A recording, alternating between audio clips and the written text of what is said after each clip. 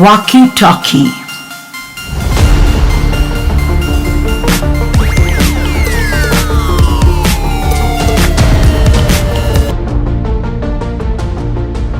বড় এক packet popcorn ও Coke নিয়ে হন্তদন্ত হয়ে লাবণী সিনেমা হলে ঢুকল। শুক্রবার সন্ধ্যা, টরন্টো শহর। নতুন মুভি, প্রথম রাত্রি। বহুদিন ধরে টিভিতে বিজ্ঞাপন দিচ্ছে। সারাদিন কাজ করার পর গা এলিয়ে দিয়ে সিনেমা হলের সিটে বসল লাবণী। পপকর্নে এক্সট্রা বাটার দিয়েছিল, তবু মনে হচ্ছে শুকনো লাগছে। 8 বছরের মেয়ে মৌ তার 10 বছরের বোন সুমির সাথে বসে ক্যাসপার দেখবে না, তাই মায়ের সাথে বসে ফার্স্ট নাইট দেখবে। কারণ রাজা রানীর গল্প আর ঘোড়ায় করে যুদ্ধ তার অনেক বেশি পছন্দ। সুমির সাথে হয়তো মৌয়ের মনোমালিন্য হয়েছে, যা মাকে বলতে চাইছে না মৌ। তবে লাবণী এসব জানে। তার ঠোঁটে মৃদু হাসি। মৌ বলল, কিসিং সিন আসলে আমি চোখ বন্ধ করে রাখবো মা। লাবণী শেষ মুহূর্তে টিকিট বদলে নিল। সিনেমা শুরু হলো। কিং আর্থার ও তার রাজ্য ক্যামেলট। বহু যুদ্ধে বিজয়ী হয়ে আজ কিং আর্থার ক্লান্ত। এত বছর বিয়ের কথা ভাবেনি, তবে লেডি জেনিভিয়ার যখন তার হাতে ক্ষত মুছে দিচ্ছিল, তখন হঠাৎ করে নারীর কোমল স্পর্শে সংসার করার প্রচণ্ড স্বাদ জাগল। লেডি জেনিভিয়ারের কিং আর্থারের প্রস্তাব গ্রহণ করলেন। তবে মাঝপথে বিদ্যুতের মতো সাক্ষাৎ হল বিশাল সাহসী বেপরোয়া যুবক ক্যামেলটের সাথে। 2 পুরুষের মাঝে একটি নারী। দুজনকেই ভালোবাসে জেনিভিয়ার নিজ নিজ স্থানে। অপূর্ব অভিনয়, চমৎকার প্রোডাকশন। তবে ভীষণ একা অনুভব করল লাবণী। ক্যানাডা আসার পর এই দ্বিতীয়বার সিনেমা হলে ঢুকেছে একা। বাংলাদেশে কল্পনাও করা যায় না যে একটা ভদ্র ঘরের মেয়ে সিনেমা হলে ঢুকে একা একা সিনেমা দেখবে। ফাস্ট ফুডের দোকানগুলোতে মেয়েরা সবসময় একা যাচ্ছে এবং একা খাচ্ছে। সিনেমা, নাটক, রাস্তাঘাটেও তাই। তবে লাবণী কখনো মাঝে মাঝে ইতস্তত বোধ হয়। কেউ দেখছে নাকি দেখছে না, কেউ কি ভাবছে না তো ভাবছে না। লাবণী এখনো মধ্যবিত্ত বাঙালি ঘরের মেয়েদের চিরাচরিত দ্বিধা মুছে ফেলতে পারেনি। কখনো কোনো McDonald's, submarine, Taco Bell, Burger King, Kentucky Fried Chicken বা হারভিজে একা যায়নি। হঠাৎ করে অন্ধকার হলে দৃষ্টি পড়ল তার পাশের সিটে লোকটির প্রতি। লোকটি বৃদ্ধ, 60 বছরের কাছাকাছি হবে।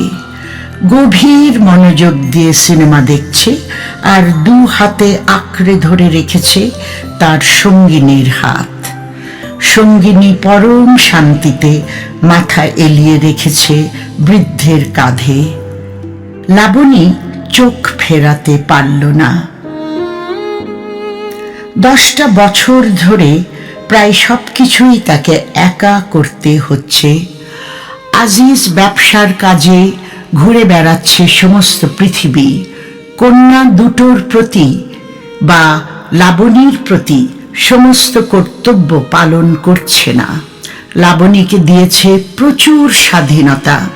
যদিও মাঝে মাঝে লাবণীর মনে হয় সোনার খাঁচায় বাস করছে সে। সবই ভালো ও সুন্দর, তবে যদি একটি বার পা ফসকে যায়, আজিজের চাওয়ার বাইরে কিছু করে ফেলে, তাহলে তাসের ঘর ভেঙে যাবে। তবুও ওই বৃদ্ধ দম্পতির পানে অন্ধকারে তাকিয়ে থাকে লাবণী, আর বুকের নিভৃত কোণে কি যেন খচখচ করে ওঠে।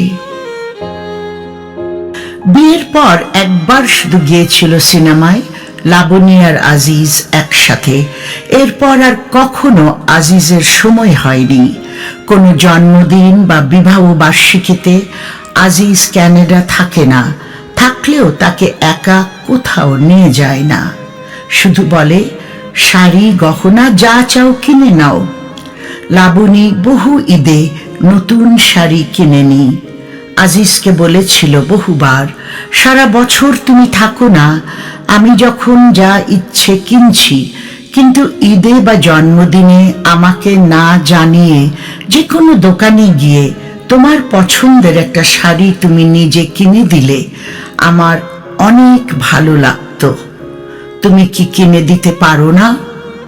শাড়ির যাই দাম হোক না কেন, যে ধরনের হোক না কেন, শাড়ির মূল্য আমার কাছে অন্যরকম হবে তোমার নিজের হাতে যদি আমায় কিনে দিতে। আজিজ বুঝেও না বুঝার ভান করে। বিয়ের পর মেয়ে মানুষগুলো এত প্যান প্যান করে কেন, মনে মনে ভাবে আজিজ। প্রাচুর্য লাবণী কোনো দিন চায়নি। দুটো মেয়ে নিয়ে খেয়ে পড়ে চলার মতো সচ্ছলতা থাকলেই তো যথেষ্ট। মধ্যবিত্ত ঘরের মেয়ে ছিল, বেশি কিছুর জন্য আকুল হয় না সে। এটা তার বাবার শিক্ষা। বাবা বলতেন, জিনিসের প্রতি এত মনোযোগ দিলে উচ্চ স্তরে মনটা কখনো যেতে পারে না। Try to be above all material things. বাবা আজ কোথায়? অথচ আজিজের কোথায় যেন একটা অদৃশ্য প্রতিযোগিতা। বাড়ি গাড়ি ব্যাংক ব্যালেন্স যতই বাড়ছে ততই আরো ক্ষিপ্র হয়ে উঠছে, আর বাড়ছে তাদের মধ্যে দূরত্ব। একা চলতে চলতে লাবণীর মাঝে মাঝে মনে থাকে না যে তারও একজন জীবন সঙ্গী আছে। তার জীবনেও কখনো কেউ ছিল যাকে সুখ দুঃখের কথা বলা যেত। হাতে হাত রেখে কাঁধে মাথা রেখে সুদূর স্বপ্ন দেখা যেত। আজিজ সে তো অনেক দূরের মানুষ হয়ে গেছে। ওয়াকি টকির রূপালী পর্দায় কত কাহিনী সৃষ্টি হচ্ছে। শীতাতপ নিয়ন্ত্রিত সিনেমা হলে নরম আসনে বসে চোখে রঙিন চশমা লাগিয়ে এই জগতে প্রবেশ করলে মনে হয় রূপকথা নয়, এ তো বাস্তব। এরা তো জলজ্যান্ত মানুষ ও সত্য ঘটনা।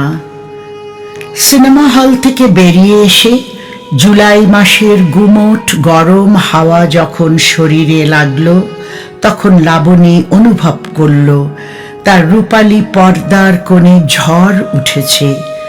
এই ঝড় ভেঙে দেবে না তো তার গৃহকোণ, নাকি বয়ে আনবে স্বপ্ন সুখের নতুন কোনো প্রভাত? দু চোখে আশা রেখে লাবণী আস্তে আস্তে হেঁটে বাড়ির দিকে রওনা হলো।